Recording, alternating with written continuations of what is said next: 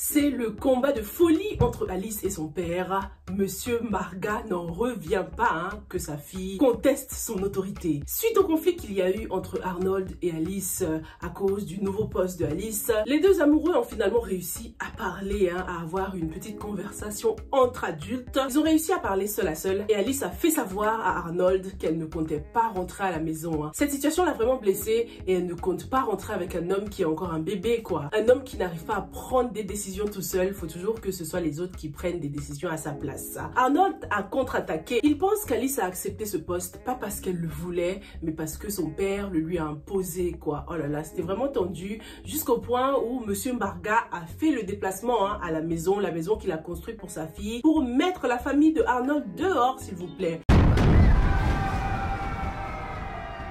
Dieu merci, Alice a débarqué au bon moment pour dire à son père que non, c'est moi qui prends les décisions ici.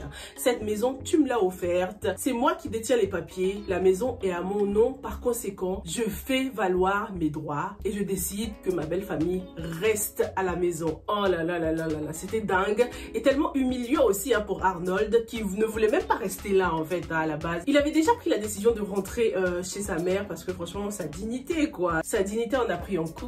Mais ça doit servir de leçon aussi pour Arnold. Peut-être penser à construire quelque chose de lui-même parce que depuis qu'on le connaît, Arnold n'arrête pas de se faire aider par sa belle famille. Après, ça ne doit pas forcément être quelque chose de négatif, c'est très bien. C'est juste que avec un tel beau papa, avec Monsieur Mbargha, tu n'es jamais à l'abri d'une humiliation quoi. Quand il fait quelque chose pour toi, il te le rappellera toute ta vie et ça c'est pas bien, tu vois, pour ton estime personnelle. C'est tellement frustrant de se dire que du jour au lendemain, tu peux être chassé de la maison parce que c'est la maison des Mbargha. Faut qu'Arnold se met un peu à la place de sa mère quoi, c'est tellement humiliant. Heureusement que l'amour qu'il y a entre lui et Alice est super fort et du coup on peut compter sur elle pour ne pas se laisser faire par son père. Monsieur Mbargha n'est pas au bout de ses peines puisque Cathy Sylvie n'a pas réussi son coup avec le notaire, elle compte frapper là où ça fait mal. Ça fait 40 ans qu'elle le connaît et elle connaît très bien son point faible et c'est là qu'elle va frapper. Dès qu'elle a parlé de point faible, j'ai tout de suite pensé à la famille. C'est vraiment ce que Monsieur Mbargha a de plus cher.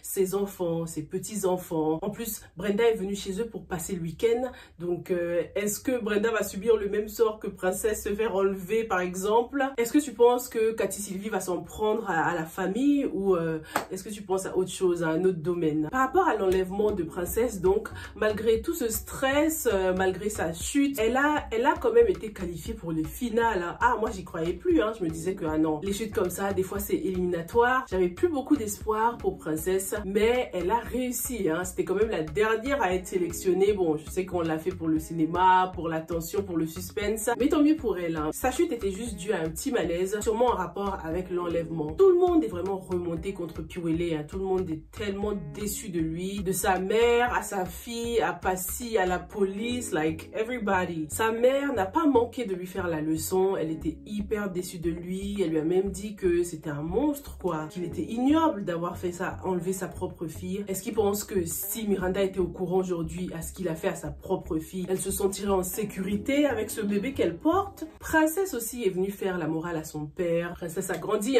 Elle a dit que son père était vraiment orgueilleux, qu'il n'était pas du tout un exemple, quoi. Et bien sûr, lorsqu'elle parlait, Piwele a tout de suite vu Passy en elle. En plus, elle était un peu habillée comme Passy, tu sais, elle se ressemble un peu. Alors que c'est Princesse elle-même qui a décidé de venir dire ses 4 vérités à son père, quoi. D'ailleurs, c'est quoi le vrai prénom de Princesse? C'est pas Princesse quand même son prénom, c'est juste un surnom ça. C'est dommage parce que cette histoire d'enlèvement a clairement traumatisé Princesse et ça a ruiné sa relation avec son père. Elle le déteste maintenant, ce qui l'a fait encore plus apprécier sa mère et apprécier l'éducation que sa mère lui a donnée, apprécier le courage de sa mère, de l'élever elle et son frère en tant que mère célibataire, quoi. Elle ressemble de plus en plus à sa mère, c'est dingue. Après le passage de Princesse chez lui, Piwele a débarqué chez Passy, sans surprise. Il est venu l'accuser de mal éduquer les enfants. C'est vraiment la guerre entre ces deux-là. Alors que Passy n'a même pas porté plainte contre lui. Tellement elle ne le supporte pas, elle a préféré ne pas porter plainte pour que la justice s'en occupe, quoi.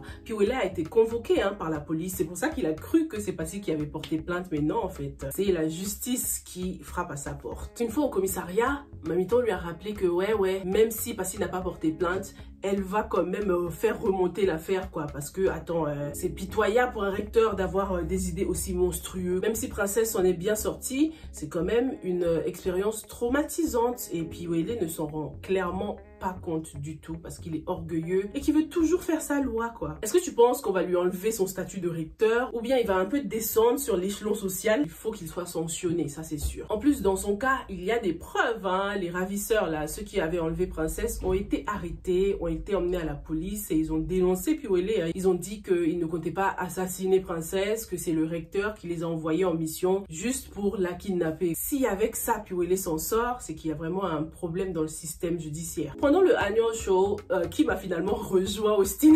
Il avait le seum. Déjà qu'il avait tout fait pour l'échapper. Il a tellement honte d'elle qu'il ne veut être vu nulle part avec elle. Et comme Kim connaît bien son mari, elle a essayé de discuter avec lui une fois à la maison. Elle a remarqué qu'il était assez distant, qu'il ne lui disait plus des mots d'amour, tout ça à cause de sa brûlure, hein, à cause de son physique. Le pire, c'est que Austin a osé dire que Kim se plaignait un peu trop. Mais attends, elle a tout à fait le droit de se plaindre. T'as vu ce qu'elle a subi? Le couple bat clairement de l'aile là en ce moment. Par contre, tout se passe bien du côté de Paul et Ekindi. Ekindi est enceinte et c'est ce qu'ils voulaient, hein, tous les deux. Ils vont pouvoir passer à l'étape supérieure, c'est-à-dire le mariage, hein. Ekindi va pouvoir présenter Paul à la famille. J'ai hâte de voir ça. Du côté de Sophie et Roger, c'est bientôt l'heure du mariage aussi, s'il vous plaît. Georges est venu à la maison, hein, lorsqu'il y avait tout le monde pour annoncer la nouvelle, hein. Il compte épouser Sophie. Il a fait la demande officielle à Papa Loco, qui a estimé que ce n'était pas une demande suffisante, hein. Il faut que Roger se déplace au village. Au village et pas en ville, là, comme du n'importe quoi. Il faut qu'il fasse ça bien, c'est-à-dire avec de l'argent et tout ce qu'il faut.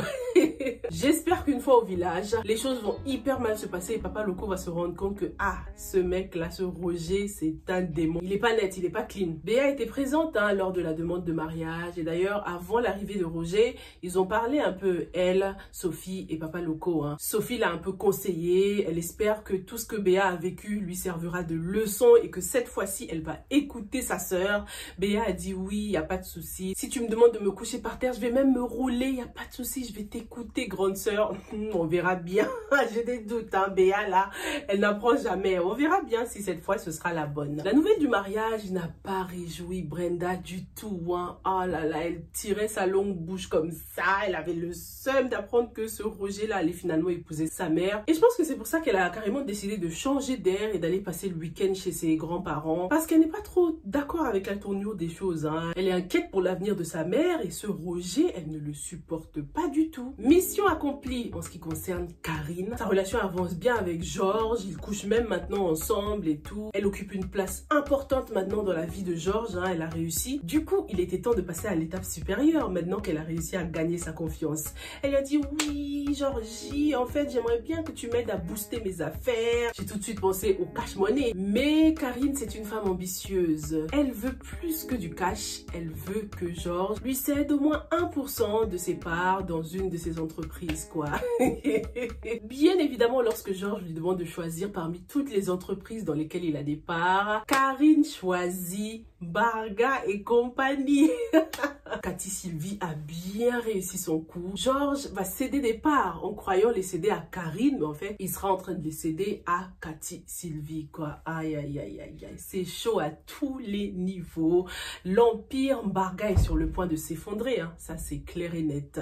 Dis-moi ce que tu as pensé de ces deux épisodes. Est-ce que tu penses que ce tour-ci, Monsieur Barga ne pourra pas s'en sortir? Ou est-ce qu'il a plus d'un tour dans son sac? Dis-moi tout et on se retrouve demain pour la suite des choses. Stay safe and stay blessed. Bye.